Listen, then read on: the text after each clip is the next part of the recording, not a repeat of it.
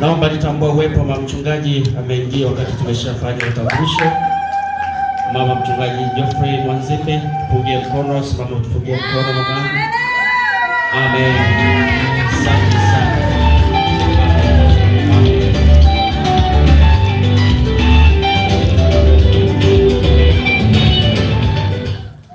Amen. Mungu akubariki sana. Haleluya. Basi mtu wa Mungu, tunatambua uwepo wako pia, tujisikie nyumbani, nyumba ya Mungu. Utusamehe kwa hali ya mazingira, utusamehe bure, lakini majira kama haya mwakani, majira kama haya mwakani. Asante sana. Basi wapendwa wetu na ndugu zangu, ni jambo la kupendeza sana ndugu kukaa pamoja. Tusomee kitabu kile cha Zaburi ya 131 na 3, nafikiri 133. Tulituma ujumbe, watu wa Mungu sisi zote ni baba, ni watoto wa baba mmoja. Amen. Bwana asifiwe. Baba yetu ni Mungu, na inapendeza ndugu kukaa pamoja. Some mstari wa kwanza. Nasoma kwa jina la Yesu kama ilivyoandikwa. Amen. Tazama jinsi ilivyo vema na kupendeza ndugu wakae pamoja kwa umoja. Amen. Inapendeza wakae pamoja kwa umoja. Amen. Lakini lengo letu ni shukrani. Yes. Ninafahamu kwamba leo ni siku ya ibada na tumetoka katika ibada mbalimbali, ni jambo la msingi. Lakini kwa kuwa tumekutana kwa ridhaa ya Baba Askofu, amen, nitaomba pia tupate neno la Mungu angalau hata kwa dakika chache, alafu tuweze kuendelea kumalizia ibada yetu. Amen. Bwana asifiwe. Basi kama unakubaliana na mimi, naomba upunge mkono wako. Naomba upunge mkono wako. Asante sana. Asante sana. Yuko mtumishi wa Mungu ambaye Mungu amemwandaa ili aweze kutuhudumia siku ya leo.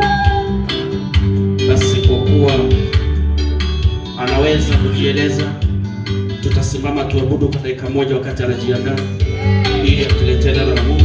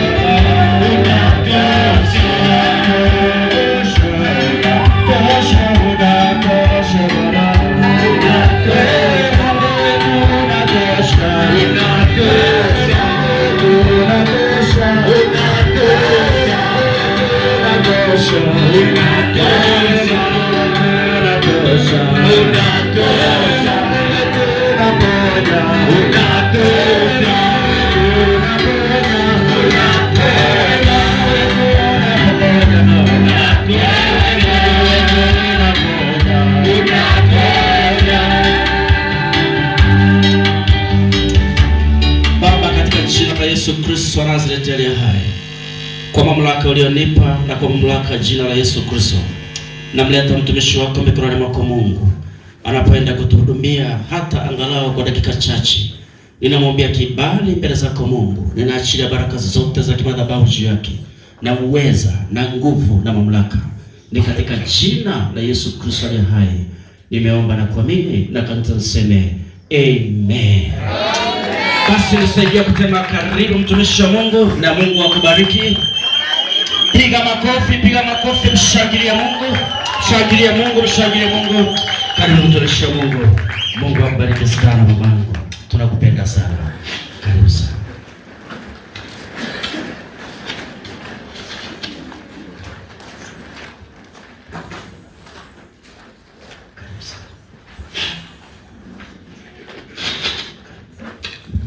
Haleluya. Amen. Asante, tunaweza kukaa. Bwana Yesu asifiwe. Ninamshukuru Mungu kwa kupata nafasi ya kuwa mbele ya watu wa Mungu wakubwa, watakatifu, maaskofu, wachungaji na watumishi wote. Mungu awabariki. Haleluya. Ninaogopa nasimama mbele ya mababa ambao wanatufundisha. Ni kwa neema tu. Bwana asifiwe. Amen. Askofu mchungaji amekuwa rafiki. Siku moja amekuja kwetu kanisani. Alikaa kama mtu wa kawaida kwa sababu ya neema ya Kristo. Lakini baadaye akajitambulisha kuwa ni askofu. Tukaogopa sana na tukamwambia, unawezaje askofu kuacha kanisa alafu nakuja kwetu sisi watu wadogo namna hii? Bwana asifiwe. Hiyo ni kuonyesha unyenyekevu, lakini pia Kristo aliye ndani yake. Tunasikia kuwapenda na ndio maana tumefika, na tunafurahi kufika hapa kuangalia kazi kubwa ya Mungu ambaye ameweka hapa. Bwana asifiwe. Kwa wachungaji, inawezekana watu wengine wasione, lakini nafikiri Mungu anaiona zaidi. Haleluya. Ni kazi kubwa. Bishop, hongera sana kwa kazi kubwa namna hii. Bwana Yesu asifiwe. Sio jambo la kawaida ama lepesi kusimamisha kazi kama hii. Bwana asifiwe. Wachungaji, tunawapenda wote ambao tumeshirikiana. Namshukuru Mungu kwa hii nafasi niliyopewa kusimama mbele yenu. Haleluya. Majina yangu ninaitwa Paulina Jonathan Kabaitiraki. Mume wangu hakuweza kufika kwa sababu ya safari. Ametuma salamu na amewasalimia. Haleluya. Mimi ni mama wa watoto watatu na ni bibi wa wajukuu watatu. Haleluya. Kijana wangu wa kwanza na miaka 34, na mwingine wa 30 na mwingine wa 25 wa mwisho. Ninamshukuru Mungu kwa neema ambayo amenipa kumtumikia. Nilimwomba Mungu kuishi miaka 200. Asifiwe. Ni yale mabaki ya miaka ya ndugu zangu ambao hawakufikisha. Nilimwomba Mungu aniongezee mimi. Haleluya. Si tu kwa ajili ya manufaa yangu, bali kwa ajili ya Kristo. Haleluya. Bwana asifiwe. Ninamshukuru Mungu kwa hiyo neema, na niko hapa, tutashiriki pamoja neno la Mungu. Bwana asifiwe. Watu wengi wamekosa nafasi, walitamani kufika kutokana na moyo wa askofu wenu ambaye alifika kwetu na akatusalimia na akaonyesha upendo mkubwa. Haleluya. Mioyo yetu iliambatana pamoja na yeye. Mimi ni mchungaji kutoka kanisa la Cornerstone Christian Church Tanzania, na niko pale eneo la Unga Limited. Niko katika shamba la Bwana na mtumikia Mungu. Haleluya. Asante. Sifiwe Yesu. Basi twende tukalisikilize neno la Mungu. Ninakuaga na vurugu, amenibana dakika, naomba Roho Mtakatifu anisaidie kwa hiyo ambayo Bwana ataniwezesha. Haleluya. Leo ni siku ambayo Bishop aliniambia ni siku ya kumshukuru Mungu kwa neema ambayo Mungu ametupatia kufika leo na kuwa hapa. Katika kitabu cha Yeremia, neno kuu nililolipata katika mwaliko, Yeremia 33 na ule mstari wa 11. Ninaomba mtu mmoja anisome. Nitaomba mtu wa kunisaidia. Yeremia 33 mstari wa 11 pekee. Ninaomba usome tafadhali, alafu tukaliangalia hilo neno. Tutaanza hapo. Nasoma kwa jina la Yesu. Asante. Kama ilivyoandikwa. Itasikilikana tena sauti ya furaha na sauti ya shangwe, sauti ya bwana harusi na sauti ya bibi harusi, sauti yao wasemao, mshukuruni Bwana wa majeshi, maana Bwana ni mwema, rehema zake ni za milele. Na sauti zao waletao sadaka za shukurani nyumbani kwa Bwana, kwa kuwa nitawarudisha wafungwa wa nchi hii kama kwanza, asema Bwana. Haleluya, asante. Bwana Yesu asifiwe. Haleluya. Neno hili linatuonyesha jinsi ambavyo Yeremia anaposema itasikilikana tena sauti ya shukrani. Maana yake hapo mwanzo hapakuwa na furaha, palikuwa na changamoto, palikuwa na vitu ambavyo havikuweza kumpatia furaha. Lakini nachotaka kukwambia jioni ya leo kupitia neno hili, kama vile Yeremia alisema kwamba itasikilikana tena. Ninaomba irudi tena sauti ya furaha, sauti ya shangwe kwa kila mwamini, kwa kila mtumishi. Watumishi tuna machozi yasiyoonekana, lakini nataka nikwambie kuna wakati wa kupumzika na kumwambia Mungu asante, na hayo majira yatarudi tena. Bwana Yesu asifiwe. Itasikilikana. Haleluya. Sio kila wakati tutapigana vita, sio kila wakati tutapigana vita. Kuna wakati wa kupumzika. Mtu mmoja aseme amina. Kipindi cha Yeremia si kwamba kulikuwa na raha, si kwamba kulikuwa na amani, si kwamba walikuwa wako sawa. Ndio maana alifika mahali anasema katika mji huu kutasikilizana tena, ama itasikika tena sauti ya hao wanaosema asante. Sio hiyo tu, bali na wale wanaokuja na sadaka.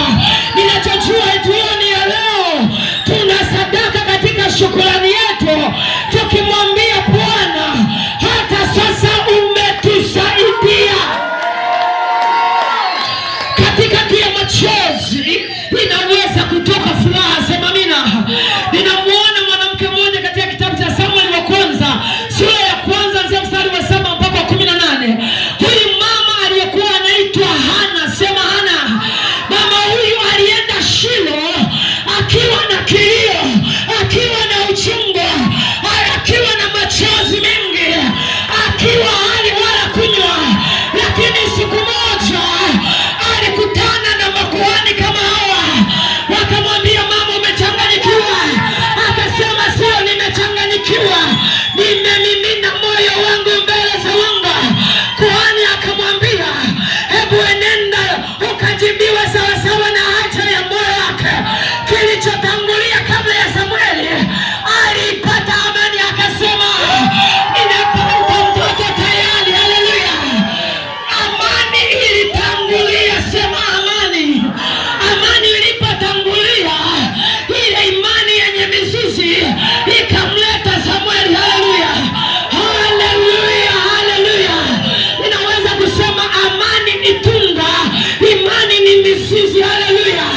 Tunapoenda kuomba tunatakiwa tutoke na imani, tukijua yote tuliyoyaomba hakika yatatokea na yatakuwa ya kwetu. Hatuondoki na majibu, tunaondoka na imani. Ninaongea na watu ambao hawanielewi. Haleluya. Mgeukie jirani yako, mwambie unamsikia yule mama. Haleluya. Hatuondoki na majibu. Haleluya. Tunapokuombea hata kama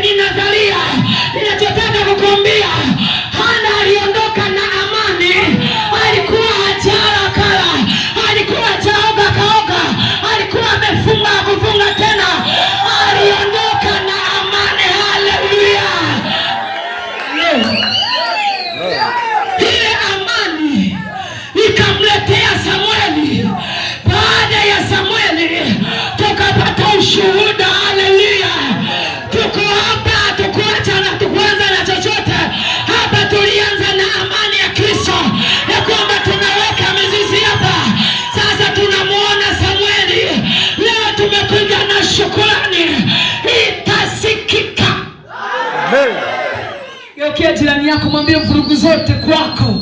Iko siku moja ikasikika sauti ya furaha, sauti ya shangwe, sauti ya shangwe, sauti ya hao wanaosema Bwana ametenda. Ufalme wa kwanza sura ya 5 na mstari wa 4. Sulemani akasema, Bwana umenipa amani pande zote, wala hakuna adui. Ninachopenda kusema watu wa malango haya, ninajua Bwana amewapatia amani pande zote. Hakuna magonjwa, hakuna wachawi, hakuna kilichotuzunguka, na ndio maana tunamshukuru Mungu leo, maana Bwana ametupatia amani. Sikia nikwambie, hatushukuru kwa sababu kila tulichoomba tunacho. Tunamshukuru Mungu kumtambua ya kwamba yeye ni yeye katika maisha yetu, hata kama haja zetu hazijajibiwa, hata kama hatuna tulichoomba. Na ndio maana tuko hapa leo tukimwambia asante. Haleluya. Tunamshukuru Mungu paa alipo na mvua inanyesha hapa, hiyo hatuangalie. Tunachojua, tunatambua mkono wa Mungu uko pamoja na sisi. Haleluya. Hatushukuru kwa sababu tumepata. Hana aliondoka Shilo akiwa anamwambia Baba asante. Haijalishi umeomba mara ngapi na kuombewa, umetoa sadaka kiasi gani na kutoa. Siku zote Ana alikuwa anaenda Shilo mwaka kwa mwaka, wanaenda kuabudu, wanatoa na sadaka. Yeye alikuwa anaondoka hana chochote, watu walikuwa wanaondoka na wajibu. Penina anazaa dabo. Baada ya miezi 6 Penina anazaa. Nataka nikwambie kuna kitu Mungu anafanya kinakwenda kufunika waliotangulia. Usiangalie ukubwa wa waliotangulia. Kuna kitu ambacho Mungu anafanya kinafunika vitu vingine. Samueli alikuwa ni mmoja, Penina alikuwa na watoto wengi, lakini hawana historia na hawakujulikana. Ninachokuambia leo ni kwamba usiangalie walionenda. Kuna kitu Mungu atafanya nyuma yako ambacho kitafunika vile vilivyotangulia. Leo unajiona ujulikane, yako majira ya Samueli. Watamuona Samueli akitembea, watamuona Samueli akitembea, na wala Samueli wako hatakufa. Mtu mmoja aseme amina. Mtu mmoja aseme amina. Mtu mmoja aseme amina. Haleluya. Wachungaji, tunaanza kazi kwa machozi, tutavuna tusipozimia moyo. Haleluya. Kuna mavuno. Haleluya. Machozi yako Mungu anayaona. Ninasema machozi yako Mungu anayaona. Ninarudia tena, machozi yako Mungu anayaona. Hakuna machozi yanayodondoka, machozi yako yanahifadhiwa. Usilie kwa sababu ya kuombea watu mabaya. Sisi hatuliagi kwa ajili ya kuombea watu mabaya. Maombi hayapo. Haleluya. Tunamlilia Mungu tukimwambia Baba, nipe hatua. Zaburi ya 40 mstari wa 1, wa 2 na wa 3. Daudi akasema, Bwana, ulinipandisha kutoka shimo la utelezi, ukaisimamisha miguu yangu mwambani, alafu kisha ukanipa hatua. Ni maombi yangu na hatua yangu. Huyu Mungu wa Israeli akakupea hatua. Hatua kwenye biashara yako, hatua kwenye huduma yako, hatua katika ulimwengu wa kiroho. Kuna watu hawanielewi. Tunapozidi kukua, lazima tupate hatua. Misuli yetu ya imani lazima iimarike. Kwa jana mwambie Bwana asifiwe. Mwambie unakuwa unadumaa. Biblia inasema tunatoka utukufu kwenda utukufu. Tunatoka imani kwenda imani. Kama ulikuwa unaomba risali moja, unaongeza mawili, matatu, 4, 5, 6 na 7. Sisi tunakuwa. Haleluya. Haleluya. Leo tuna washirika wameshakuwa mtindikia ubongo. Unakaa na mshirika miaka 17, hajui atakuomba. Takuombea chakula, kumwambia funge ibada, anazimia. Mwambie jirani, mwambie Bwana asifiwe. Mwambie tunakuwa kutoka imani kwenda imani, utukufu kwenda utukufu. Roho yako ikue, kiroho chako kikue, uwezo wa kusoma Biblia ukue, uwezo wa kufunga binafsi, sio ya maombi ya harambee yanayotangazwa kanisani. No, yourself ingia kwenye maombi. Bwana Yesu asifiwe. Haleluya. Kuna watu wanafikiri ni tambarare.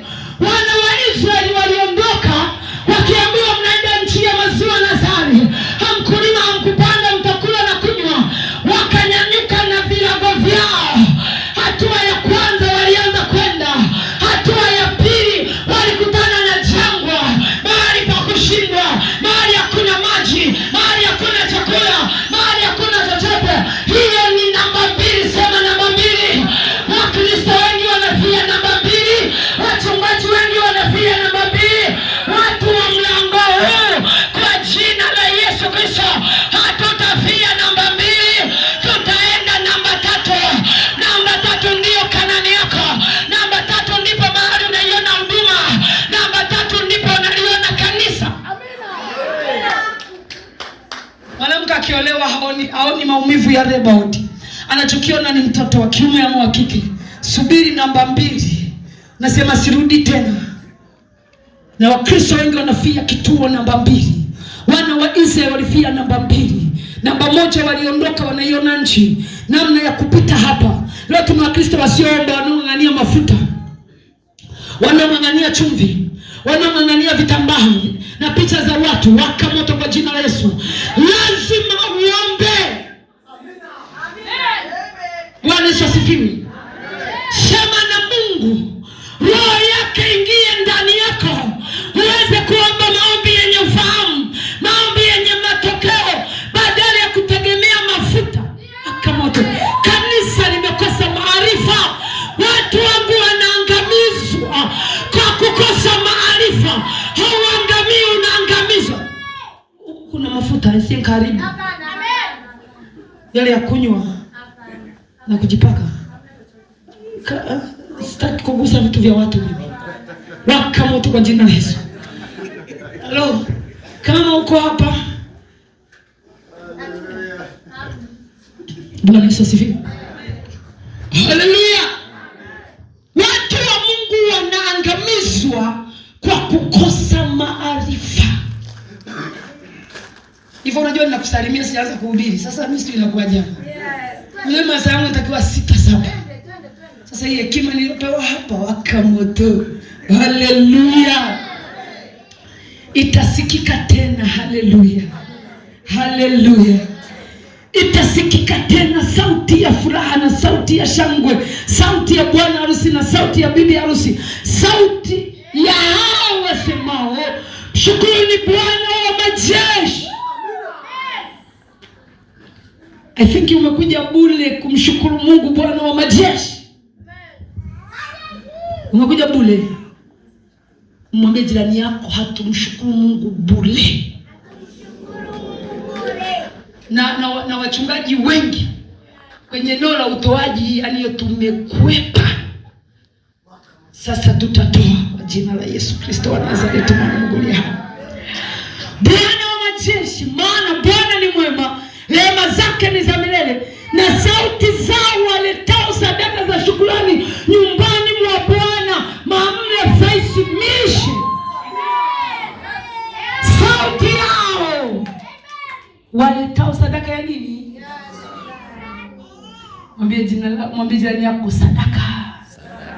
Ulifikiri ni maneno, sasa ni sadaka. Haleluya. Haleluya. Haleluya. Baada ya kuleta sadaka ya shukrani nyumbani mwa Bwana, kwa kuwa nitawarudishia wafungwa wa nchi kama kwanza, asema Bwana. Baada ya sadaka, Bwana anafanya, anarudisha hali yako. Haleluya. Anarudisha ile ndoa yako na yumba, wale watoto wako wasioeleweka, ile hatua yako iliyokuwa imekufa. Tulianza wachungaji na moto, unafika mahali vina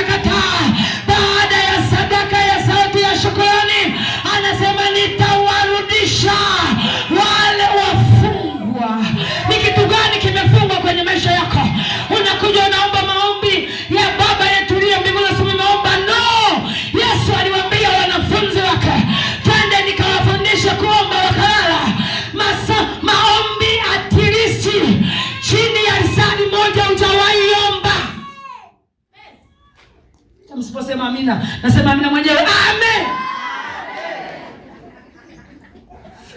Maombi chini ya risali moja, hayo maombi hata pepo halipati joto. Amina. Yesu akawaambia hamkuweza kukesha nami hata saa moja. Ukiomba maombi chini ya risali moja, utaishi maisha ya kiwango cha chini, sawa sawa na unavyoomba maombi ya dakika 10. Chini ya kiwango cha risali moja ndio unaanza kuomba maombi ya kujikabidhi, then unaanza kuomba. Haleluya. Na shetani watu hapo amewakandamiza watu na kuweka gia na akawafungia hapo. Maombi ndio ufunguo. Maombi ndio yanamruhusu Mungu aje kwenye maisha yako. Maombi ndio yanayofungua kila kitu ambacho kimefungwa katika maisha yako. Mungu sio jambazi avamie maisha yako. Mungu anataka ruhusa na kibali yako aingilie maisha yako, akushughulikie na akusaidie. Vinginevyo utakaa maskini, utakosa chakula, utakosa mahitaji, maana hauombi. Hana alienda kufanya nini Shilo kila mwaka? Hakuwa amekosa pesa, hakuwa amekosa chakula, hakuwa apendwa, alikuwa anapendwa, alikuwa anapewa zaidi ya kile kipande cha Penina, lakini aliona havitoshi, alimhitaji Mungu. Swala la maombi halina dini. Swala la kuomba halina dini. Unaweza ukaishi maisha ambayo si yako kwa sababu ya ukuta uliojiwekea. Vunja huo ukuta katika jina la Yesu. Toka naanza kwanza maombi. Haleluya. Bwana Yesu asifiwe. Yaani sijui hizo ni salamu. Nisome kitabu cha Wafalme wa kwanza sura ya 5 mstari wa 4. Haleluya. Ninaomba wasomaji wazuri wa Biblia. Waebrania 6 mstari wa 10. Ninaomba nisome tafadhali kwa haraka. Naomba nisome mtu wa Mungu tafadhali. Mtu mwingine asimame. Waebrania 6 mstari wa 10. Naomba usimame mara moja. Yesu. Wafalme wa kwanza sura ya 5 mstari wa 4.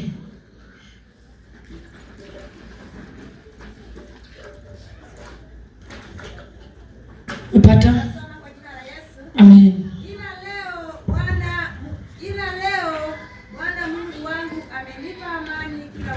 Tuko hapa kwa sababu leo Bwana ametupatia amani kila upande.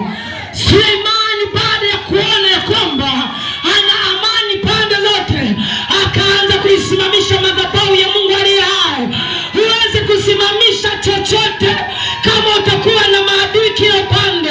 Maadui anaweza kuwa magonjwa, maadui anaweza kuwa kukosa pesa, maadui anaweza kuwa chochote kinachokusababisha kufanya jambo kingine cha utukufu. Hiyo ni adui amekuzunguka. Sulemani alipoona sina maadui pande zote, baba yangu Daudi amepigana vita ya tosha, ndipo akainua madhabahu ya Mungu aliye hai. Mtu mmoja sema amen. Huwezi kuwa na maduka fanya chochote. Niseme mama. Hakuna adui wala tukio baya. Sema hakuna adui wala tukio baya. Tumelindwa tokea Januari mpaka leo. Haleluya. Tokea tulivyoachana mwaka ule mpaka leo tumelindwa. Bwana Yesu asifiwe. Haleluya. Tumelindwa. Kwa hiyo nimekwambia tunalindwa na Yesu, hatuogopi, hatuteteleki. Haleluya. Hakuna tukio baya. Nyumba zetu hazikuungua. Watoto wetu hawakupotea. Hatukupoteza mwelekeo tukaiacha neema. Bwana Yesu asifiwe. Wako watumishi wangapi mlianza nao safari wameshindwa, wamerudi nyuma. Mtumishi wa Mungu, mchungaji uko hapa ambaye unasikia kuna kitu kinachipuka ndani yako, usiache hiyo mbegu ikapotea. Hicho kinachochipuka ndani yako ndicho kitakacho kusukuma kuzaa yule mtoto aliye ndani yako. Hatuongozwi na roho ya uoga. Biblia inasema hatukupokea roho ya uoga, bali tumepokea roho ya ujasiri kutoka kwa Mungu. Bwana Yesu asifiwe. Wakati mwingine ninawaambia watu wasiniite mwanamke. Alo, nimembeba simba wa kabila la Yuda, mwanaume. Sifiwe Yesu. Soma mama. Umemaliza mstari? Soma mstari unaofuata. Nami tazama, nakusudia kujenga nyumba kwa jina la Bwana. Baada ya kuona hakuna maadui, akasema ninakusudia. Haleluya. Natamani mtu ambaye yuko hapa leo akusudia kufanya jambo katika maisha yake. Kusudia kufanya jambo, unapokusudia naye Mungu anayelikuza anakuja kuachilia hapo neema. Sema nimekusudia. Muulize jirani yako, umekusudia kufanya nini sasa? Ni nini unakusudia kufanya ndani ya mwaka? Unakusudia kwamba nitaoa, nitaolewa, au nimeshaya hapa, hata historia mbinguni hiyo haipo. Ukuolewa, kuoa, hata haisababishi usiende kwa Mungu. Bwana Yesu asifiwe. Sulemani akasema, nami sasa nimekusudia, haleluya, kuisimamisha madhabahu ya Mungu aliye hai. Hatuwezi kuisimamisha kazi ya Mungu kama tuna maadui. Na ndio maana bishop na pastor wenu yuko hapa na marafiki.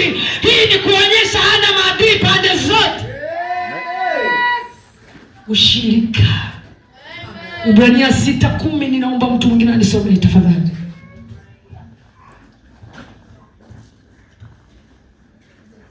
Korinto wa pili 1:3 mpaka 4.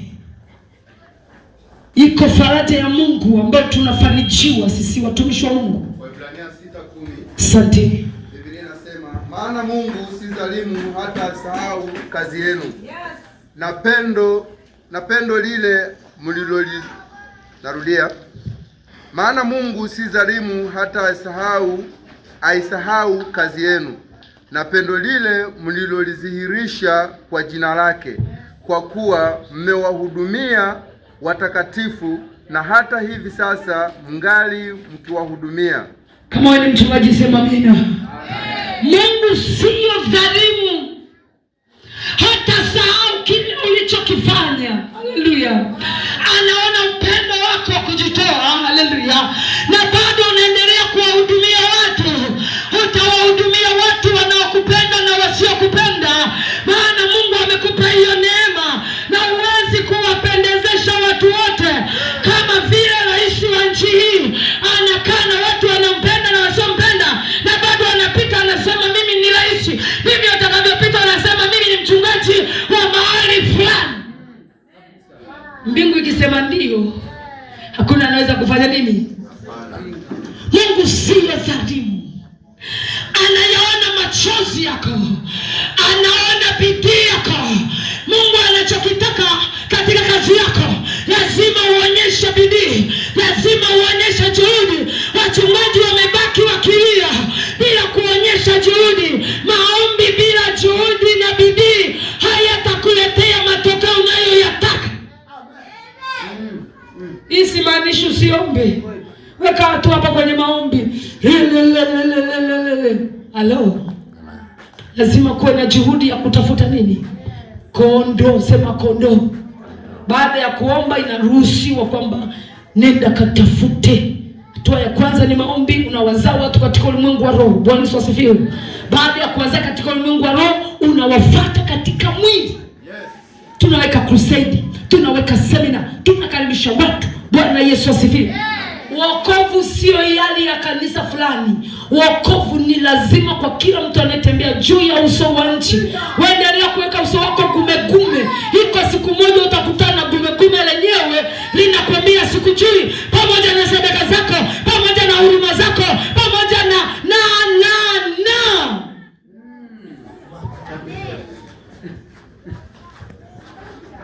Bwana Yesu asifiwe.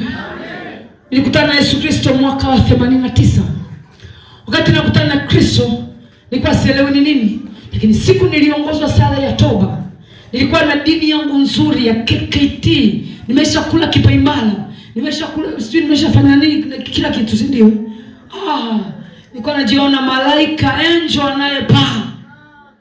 Hello. Siku nilikutana na Yesu ndipo nilianza kujua majaribu. Nilianza kujua vitamini ya kitu nilikuwa na kiko sawa kipindi hicho. Nilikuwa sijui buluu na nyeupe. Baada ya kukutana na Yesu, ndipo nikaanza kutofautisha njano na nyeusi, buluu na nyekundu. Yesu akanichonga. Haleluya, haleluya. Sio wewe leo tunakubembeleza, mama Neema njoo ibada, mama Gurani sijakuona kanisani, unapigiwa simu na mchungaji hata upokei, na hata ukipokea unamjibu uongo. Halo, kipindi kile hapakuwa na simu, hapakuwa na chochote. Kila mtu alikuwa anajua darasa lake. Muulize jirani yako, darasa lako ni lipi wewe? Mwambie unaenda kusoma shule nyingine badala ya kusoma shule yako. Hii ndio shule yako. Kwa nini unaenda kusoma shule nyingine? Bwana Yesu asifiwe. Leo napenda kutoa mfano huu. Kuna panya. Familia ya panya wote ni waizi. Baba anaenda kuiba kule, mama anaenda kuiba kule, vitoto vikizaliwa vinaenda kuiba kule. Tunakuja kukutana hapa jioni. Tuna familia za hivyo. Makanisa. Natamani tubadilike kutoka kama ile kanisa la kwanza lenye moyo mmoja, kusudi moja, nia moja, wanaamua. Haleluya. Wakisema ni kufunga ni kufunga. Wakisema ni kupita mtaani nyumba kwa nyumba wanaenda. Sio na kujificha nyuma ya ukuta ikifika hiyo majira. Sifiwe Yesu. Wakorintho wa pili sura ya kwanza na ule mstari wa kwanza, mstari wa 3 mpaka 4. Wakorintho wa pili. Naenda kumaliza dakika zangu mchungaji hapa na nitaacha vitu vingi sana. Bwana Yesu asifiwe. Korintho wa pili, naomba aliyepata tafadhali anisomee. Aliyepata naomba anisomee. Watumishi wa Mungu, wa Korintho wa pili sura ya kwanza mstari wa 3 na 4. Asoma katika jina la Bwana. Asante sana. Na ahimidiwe Mungu Baba wa Bwana wetu Yesu Kristo. Yes. Baba wa rehema. Yes. Mungu wa faraja yote. Tumoja asema amina. Tunaye Mungu wa faraja. Usikae mchungaji wangu sasa ndio tutahubiri pamoja sasa. Na ahimidiwe Mungu. Haleluya. Haleluya. Hata kama mtufariji tunafarijiwa na mbingu. Mungu wa faraja yote. Tumoja asema amina. Usihitaji watu wakuja kukufariji. Unakaa unasema sijamuona askofu akija kunitembelea. Sijaona mzee wa kanisa. Sijamuona shemasi. Tunafarijiwa na Mungu wa faraja yote. Roho ya manunguniko iliwasababisha Israeli wote wakafutwa jangwani kizazi kiovu. Hiyo mbegu ikaondoka yote. Ndio baba. Mstari wa 4. Atufarijie katika ziki zetu zote. Sema anayetufariji katika ziki zetu zote. Kuna mahali tunapita lakini tunafarijiwa. Haleluya. Unapotuona na unapomuona jirani yako, kuna mahali anapita, ile faraja inakuwa kubwa ya Mungu ambaye inakwambia utapita, usiogope. Endelea mbele, endelea mbele. Hatukuokoka kwa ajili ya vita. Tumekuja kwa Mungu kutafuta ushirika kati yetu sisi na yeye. Unapokwenda kanisani kwa kufuata vitu, usipovipata lazima utaondoka. Ukienda kanisani kwa kumfuata Baba, unamkuta Yesu Kristo ambaye ni jana, leo na hata milele. Habadiliki kwa namna yoyote. Ukimpata yeye umepata yote. Ninaongea na wewe ambaye utaki kusikia. Ukimpata yeye umepata yote. Hujanisikia, ninarudia. Ukimpata yeye umepata yote.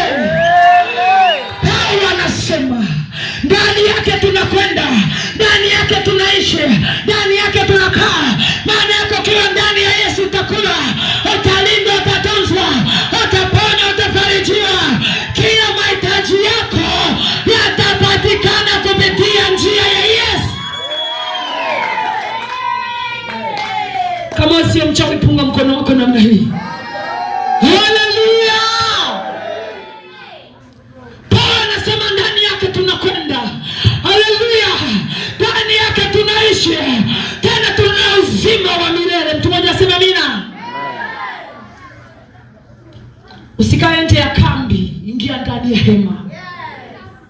Ukikaa nje ya kambi hakuna kitu utapata. Ingia ndani ya hema. Tunamfuata Yesu kutafuta ushirika. Haleluya. Iwe umeponywa au kuponywa, siyo tatizo. Mungu ni Mungu mponyaji. Paulo aliteseka na kamwiba. Kamwambia baba Isaya, hii hata watu wananiona nikienda kukusema. Mungu akamwambia neema yangu ya kutosha. Nataka nikwambie umefunikwa na neema. Baba umefunikwa na neema. Mchungaji umefunikwa na neema. Mchungaji mmoja akasema, mimi nimeshakuwa bishop, sina gari, watu watanielewa namna gani?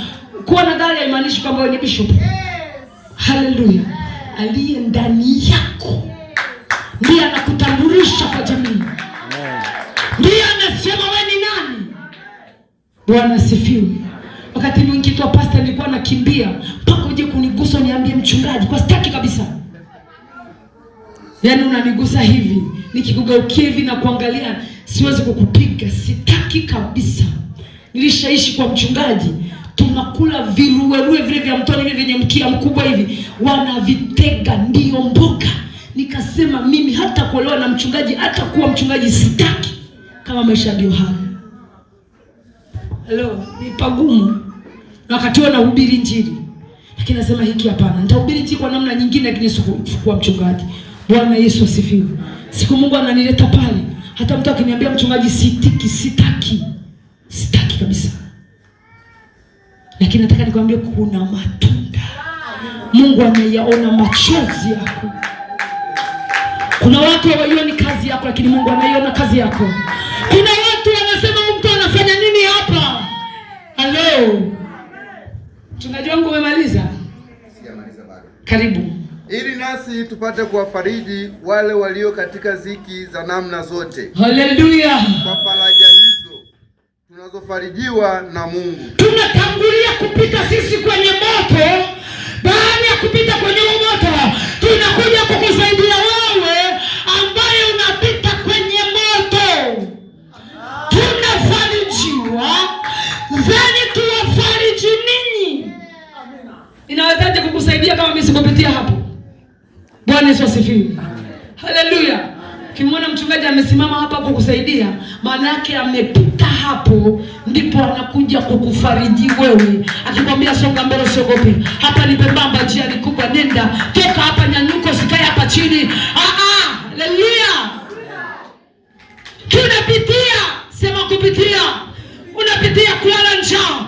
Watoto wanashindwa kwenda shule kwa sababu ya hii huduma.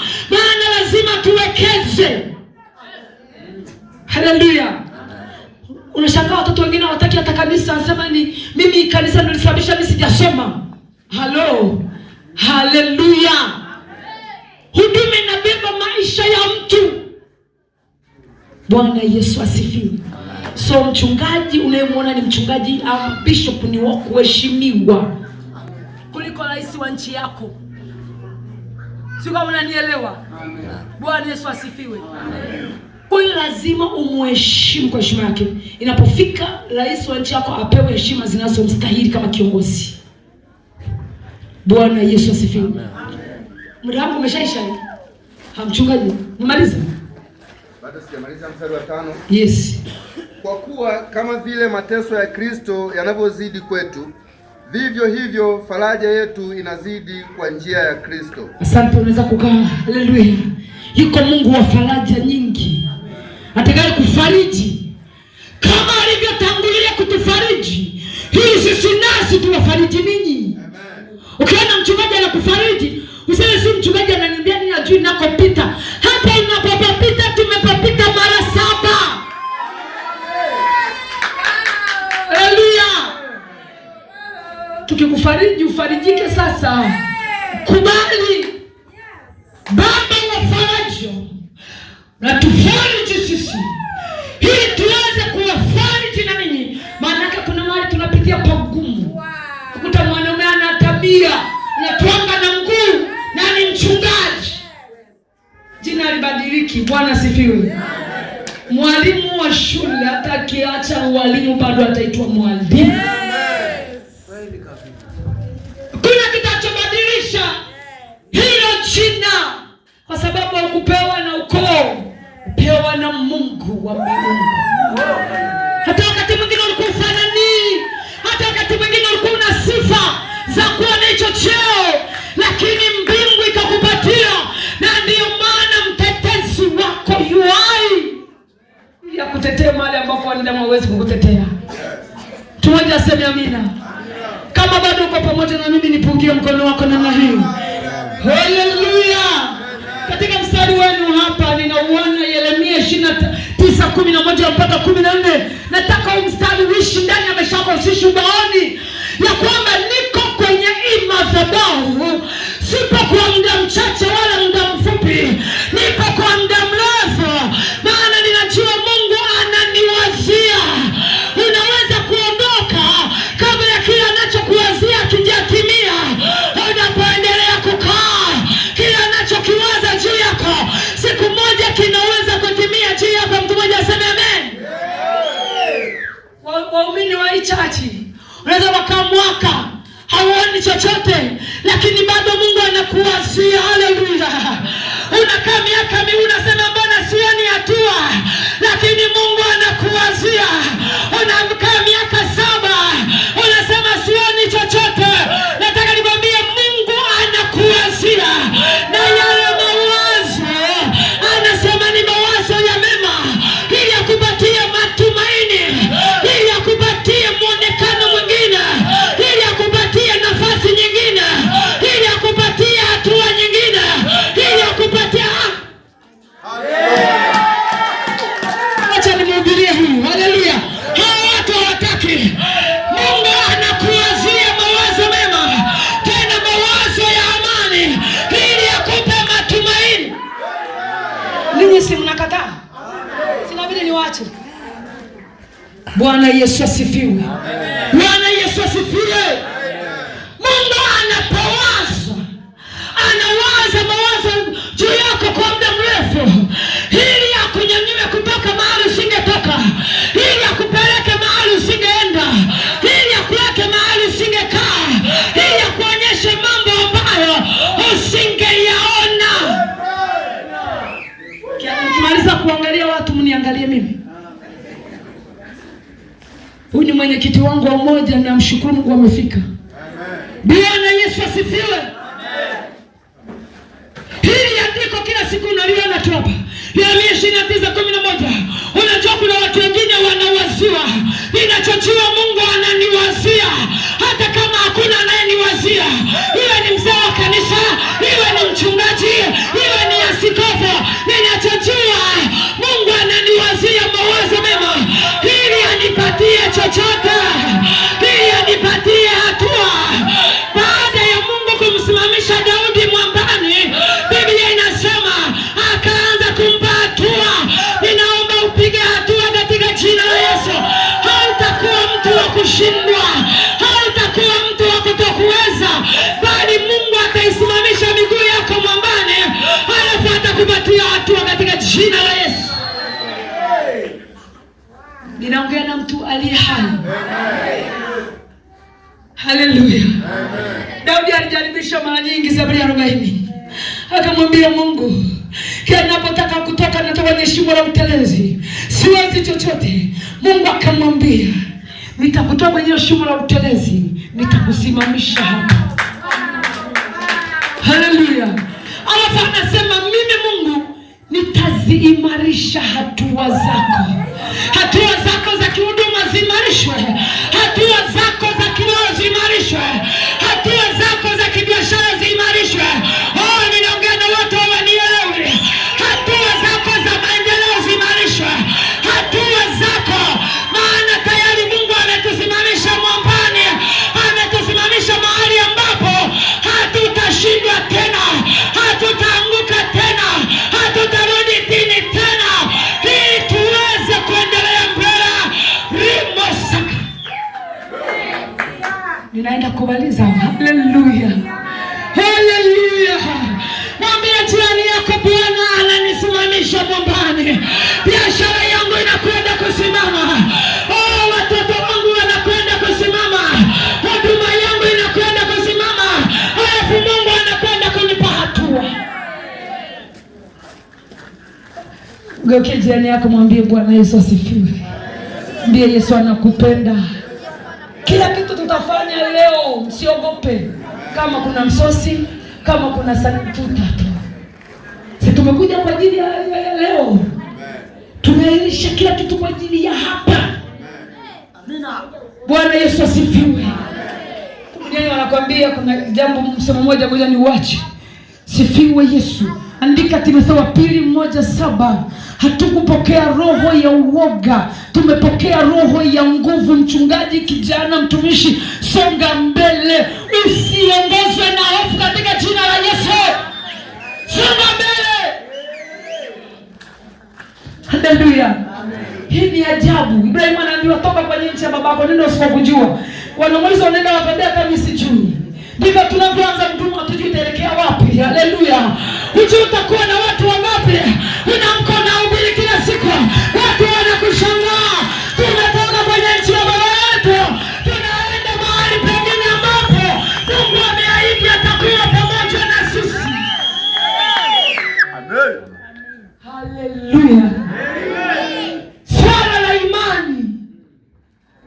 Amani ni tunda, imani ni mizizi. Ukikosa mizizi, haisema huwezi kabisa. Haleluya. Wakristo wengi hawapataki amani badani. Mchungaji anaomba pokeeni amani. Watu wanatoka na mafundo. Amani anayoitoa yeye Mungu si kama amani ya ulimwengu. Ile ni amani ya kipekee. Amen. Unatoka kanisani, mtu akikutana na wewe vipi? Wewe acha tu, mambo ni magumu. Sisi tunafuta maombi tuliyoombewa. Usiyafute maombi. Na ndio maana tuna Wakristo ambao hawabadiliki, wanamuonekana mmoja, maana wanayafuta maombi ya madhabahu. Bwana Yesu asifiwe. Amen. Haleluya. Amen. Endelea kumkiri Mungu mpaka dakika ya mwisho. Yes. Sifiwe Yesu. Leo tuna Wakristo wanaotaka kuona Mungu sio mganga wa kienyeji. Haleluya. Mungu anafanya kama apendavyo. Usiongozwe na hofu. Mtumishi wa Mungu, uko hapo unaimba kwa kusudi gani? Leo tuna makanisa yasiyokuwa. Wakristo wanakimbia kupima temperature ya power. Pima ya Mungu. Pima ya Yesu Kristo. Wacha kuipima temperature ya mchungaji wako. Pima temperature ya nguvu ya Mungu. Haleluya. Haleluya. Sisi miaka tunaokoka tulikuwa hatuwezi kuhama. Huwezi kuondoka kwenye kanisa. Nakumbuka tulikuwa mimi mchungaji na watu wawili. Mchungaji wetu alikuwa anaomba mpaka anasinzia. Hatusubutu kumwambia chochote na tunaomba mpaka asubuhi. Leo sinzia uone washika watu wanatoka wanaenda. Na wenyewe wanalala. Sisi tulikuwa tunapiga maombi. Kwa nini? Tunamwangalia Yesu Kristo. Huyu naye ni mwanadamu mwenye kuchoka, ni mwanadamu mwenye madhaifu, ni mwanadamu ambaye anahitaji kutiwa nguvu, anahitaji kusaidiwa, anahitaji kuombewa. Alo, wa Kristo si wenyewe tunahitaji msaada wa maombi. Tunahitaji kutembelewa, kufarijiwa, kutiwa moyo. Haleluya. Unakaa mwaka mzima je kwenda kwa mchungaji wako hata na kiberiti. Umeweka mikono nyuma sina. Na hilo jina halitafutika kwako ya kwamba una chochote. Chumvi ya 500. Hujawahi kwenda kwa mchungaji wako. Unakutana kanisani hata msalimini na mkono unapita unakimbia. Haleluya. Sifiwe Yesu. Haleluya. Tumeitwa kwa wito wa kutumika. Inaenda kumaliza. Korinto wa kwanza 15 mstari wa 5. Korinto wa kwanza. Naomba maandiko tuyaandike, yatatusaidia kuyasoma lakini kujua kwamba Mungu ametuita. Korinto wa kwanza sura ile ya 15. Haleluya. Amen. Na ule mstari wa 5 wa 58, sorry. Korinto wa kwanza aliyepata namba alisome mstari wa 58. Sura ile ya 15 mstari wa 58. Tunasisitizwa kwa habari ya kuzidi kuifanya kazi. Yes. Yes, asante. Basi ndugu zangu wapendwa, muimarike, msitikisike. Sio msikiritike, msitikisike. Ndugu zangu wapendwa, wa baba, maskofu, wachungaji na watumishi wote, tuzidi kutenda kazi na tuimarike, wala tusitikisike kwa chochote kinachokuja.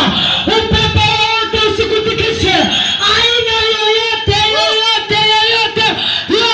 ninasema yoyote, haitatutikisa, maana aliye ndani yetu Mungu hajawahi kutikiswa.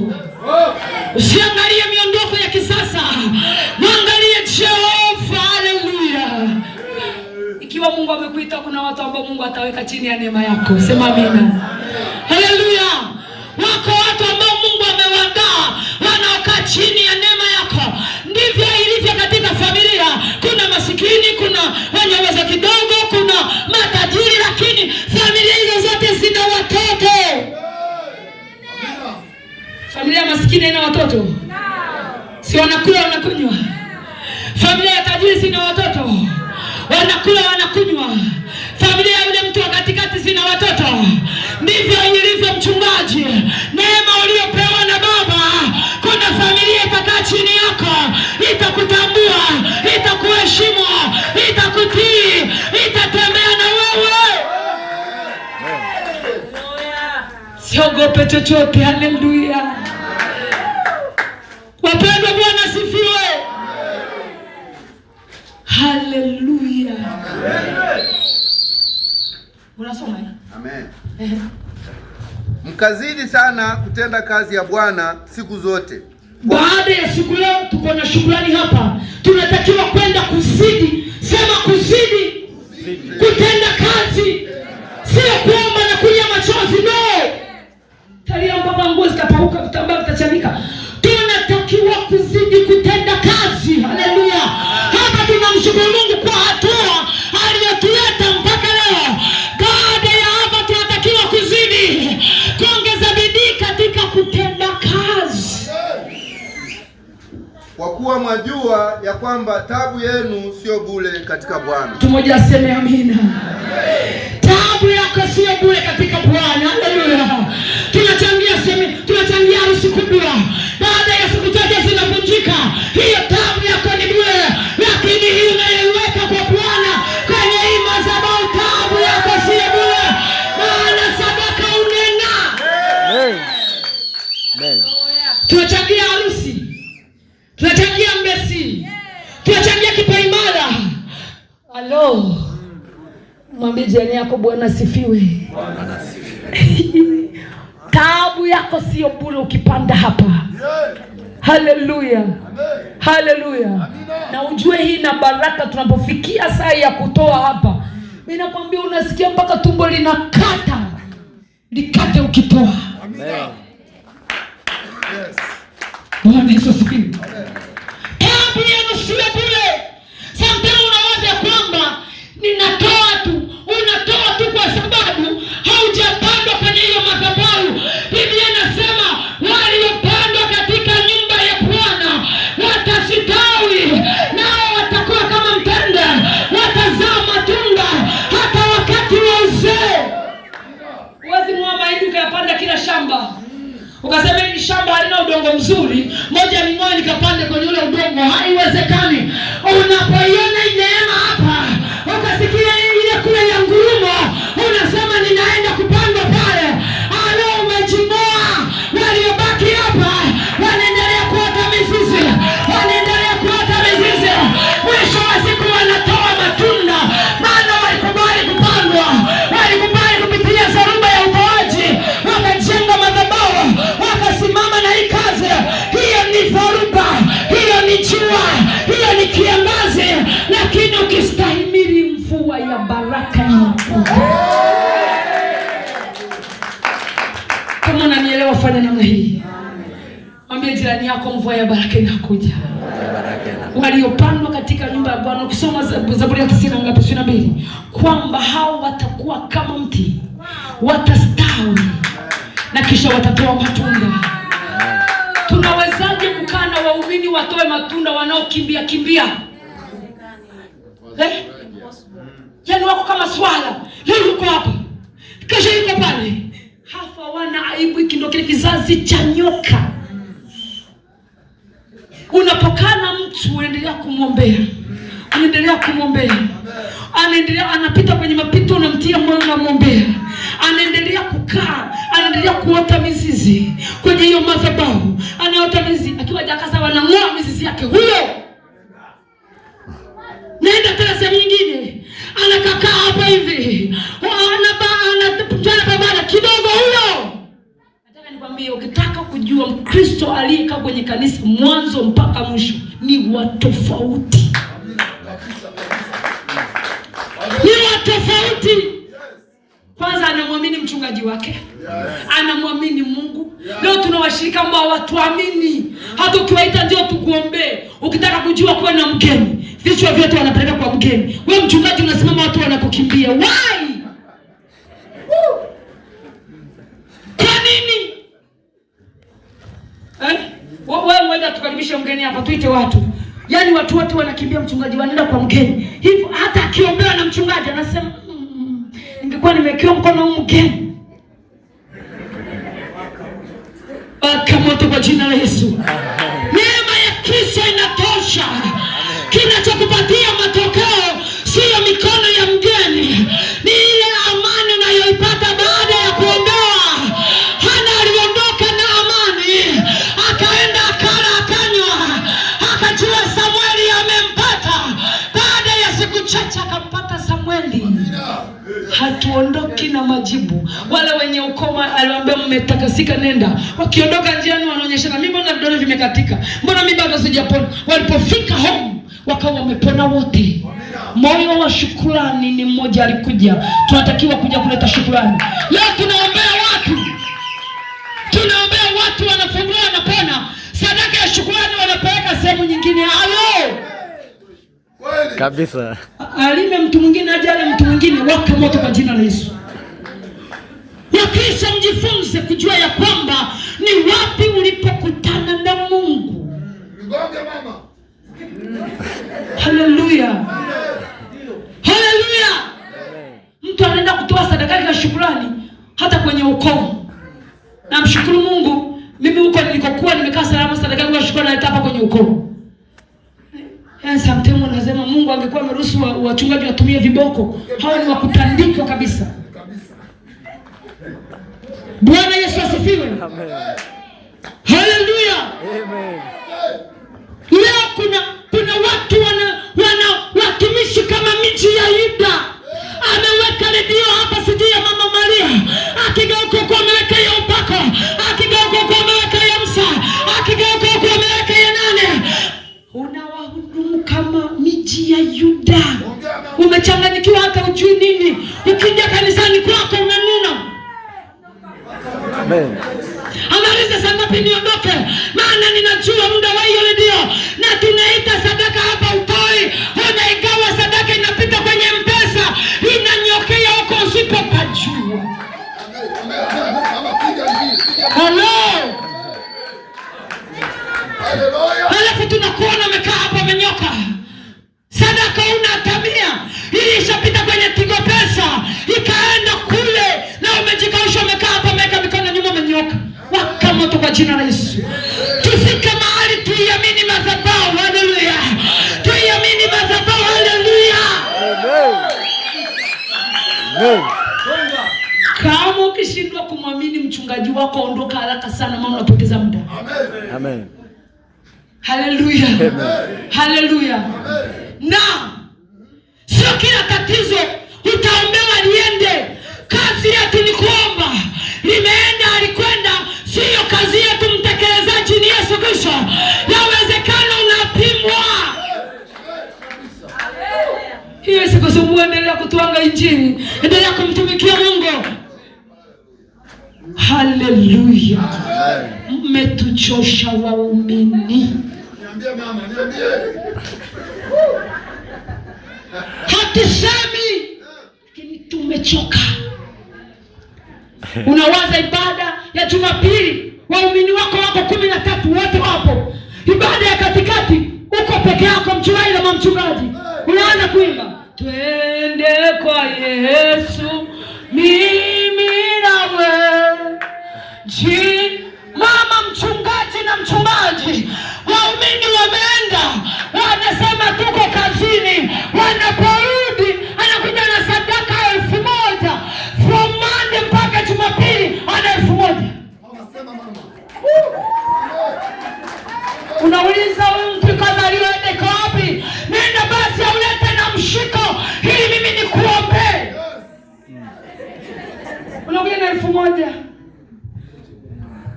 Mwambie jirani yako, Bwana asifiwe. Kama wewe sio pastor, mshiko wake ukimshika mwenzako, mwambie halo. Sasa ulikuwa unafanya nini wiki nzima unapigika? Njoo basi umwabudu Mungu, tujue kwamba umemwabudu Mungu. Haleluya. Haleluya. Katika maombi kunazaliwa vitu. Katika maombi milango iliyofungwa inafunguka. Katika maombi magereza yanaanguka. Katika maombi kuna vitu vinazaliwa. Kamuulize Paulo na Sila. Katikati ya usiku wakainuka wakasema, hakuna Mungu kama wewe.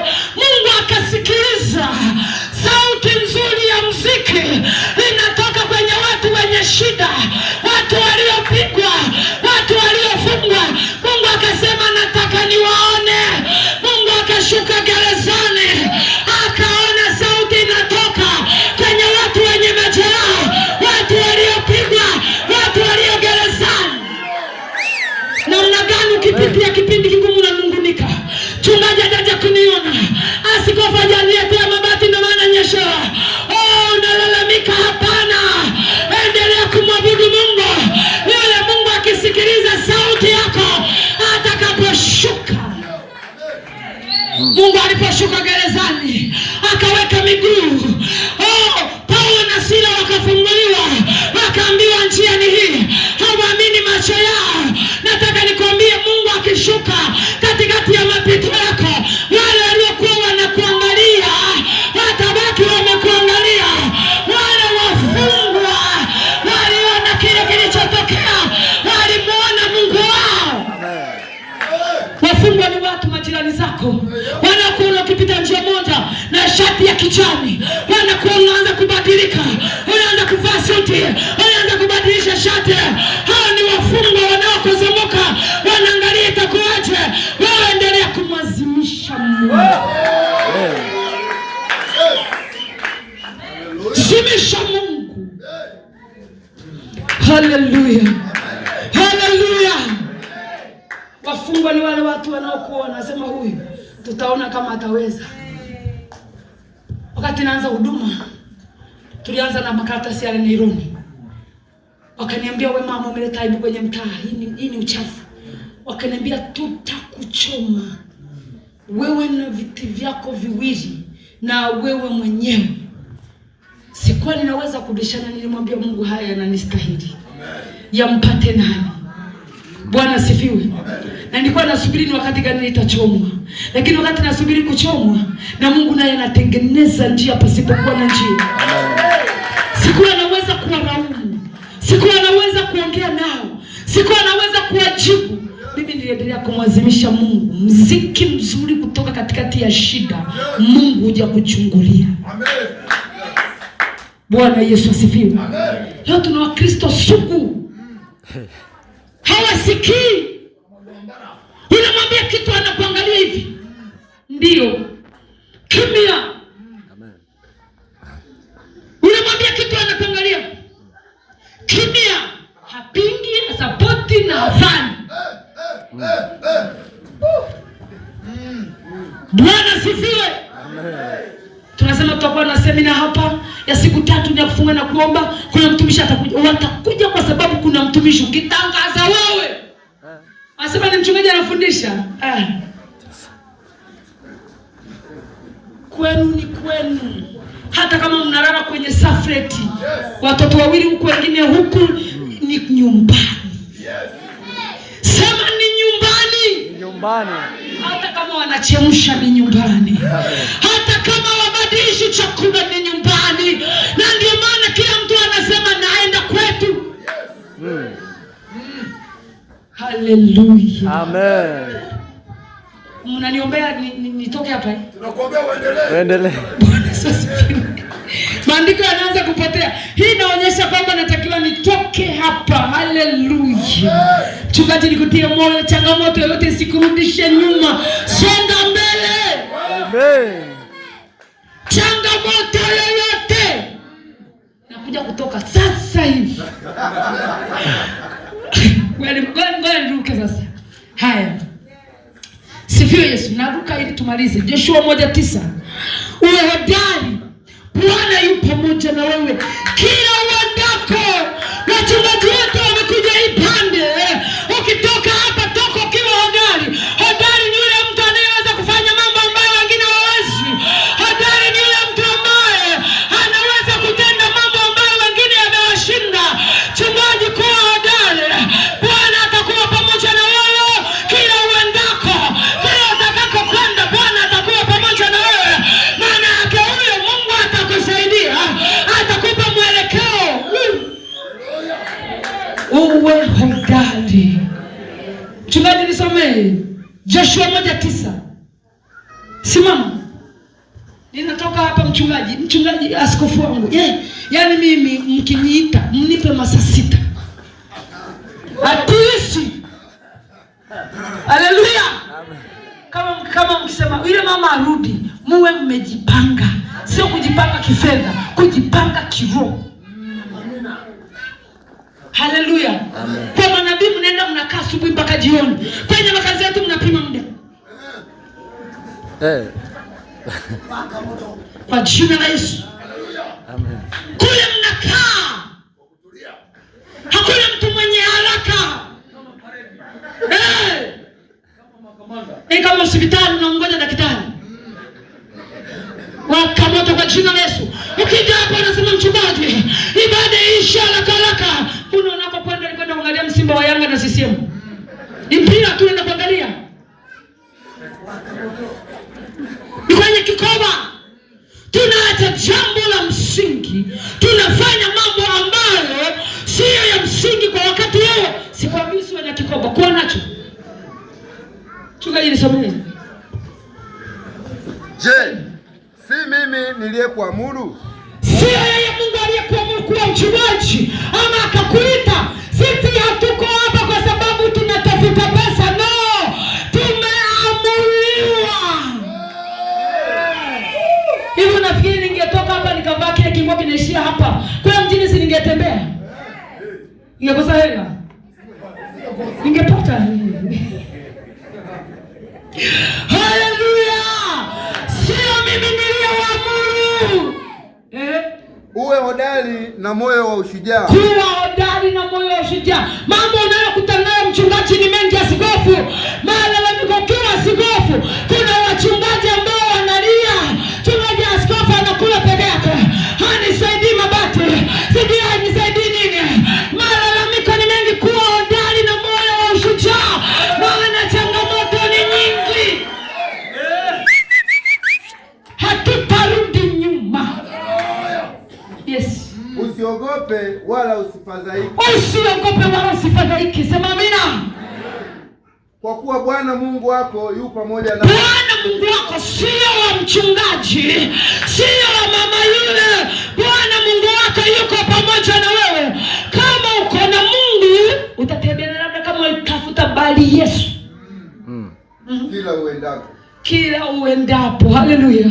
Unasema ninakuja kuanza kanisa huko halina watu, hakuna watu. Mungu atawaleta kwa sababu kwambia nendeni kote ulimwenguni. Ameamuru hilo neno. Haleluya.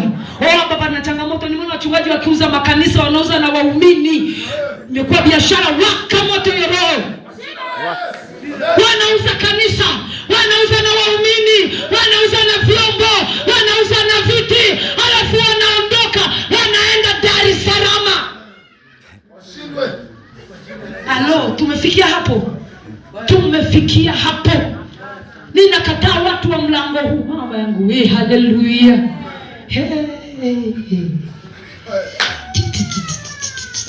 Haleluya, haleluya, haleluya. Yaani hapo kuna vitu vitamu, ngoja nivifunike. Hii siku nyingine muniite. Sema amen. Haleluya. Haleluya. Ukiwa umekaa hivyo, funika macho yako, sema Bwana Yesu. Bwana Yesu, ninakushukuru kwa neema yako. Asante kwa hii nafasi. Asante kwa kunifanya hivi nilivyo. Endelea kusimama na mimi. Nipe mwelekeo. Nijue pale ninaenda. Nipe msimamo kwa jina la Yesu. Kwa damu ya Yesu. Baba, ninakushukuru kwa ajili ya watu wakubwa wa Mungu hao, watakatifu, wapakwa mafuta, watumishi wako. Asante kwa kuwa tutakuwa hivi tulivyo. Mwakani majira kama haya tutakuja kwako tukiwa na shukrani kwa namna nyingine, katika jina la Yesu Kristo. Maana umetupa amani pande zote, wala hakuna adui, na ndio maana jioni ya leo tuko hapa tukisema asante. Inua mikono yako mshaka.